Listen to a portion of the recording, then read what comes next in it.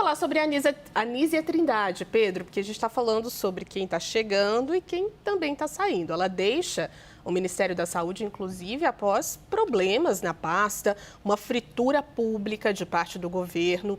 E o Pedro traz análise sobre o que impactou, de fato, o trabalho de Anísia à frente desse que é um ministério muito importante. Olha, o discurso que a Anísia fez de despedida, eu acho que foi muito emblemático por alguns motivos.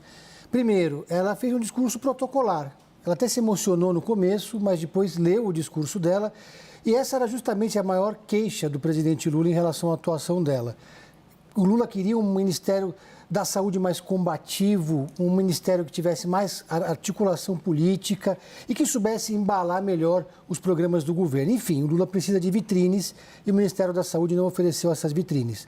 Mas o momento mais forte do discurso da Anísia certamente foi quando ela disse que sofreu uma campanha sistemática e misógina de desvalorização do meu trabalho, fecha aspas.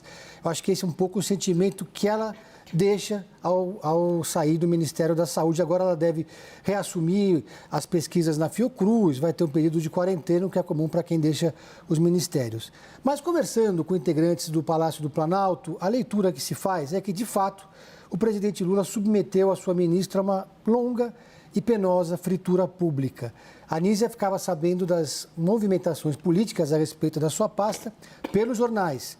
Teve um momento que o presidente Lula chegou a fazer uma reclamação, digamos, pública durante uma reunião ministerial e que também abalou a ministra, segundo os relatos. As queixas do presidente Lula são, primeiro, a dificuldade na articulação política e a dificuldade em vender os projetos do governo para a sociedade, para o eleitorado, somado a uma agenda negativa persistente, que começa com a explosão dos casos de dengue, passa pela dificuldade em conseguir criar uma boa narrativa para vender aquele programa que é uma das vitrines do governo, que é o Mais Médicos e Especialidades.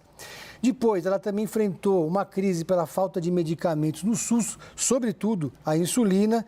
E, por fim, também respingou na ministra aquela crise nos hospitais do Rio de Janeiro, crise nos hospitais federais no Rio de Janeiro.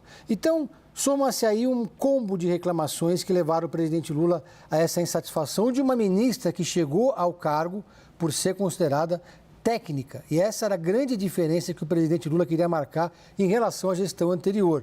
Uma gestão que, no que se refere, por exemplo, à questão das vacinas e da pandemia, pode ser chamada de negacionista. Só que o perfil técnico mostrou que tem um limite. Chegou o momento que é a hora de virar a chave do governo. Agora ele precisa de um ministro combativo, de um ministro que saiba fazer política, que saiba vender bem o governo, e esse ministro é o Alexandre Padilha.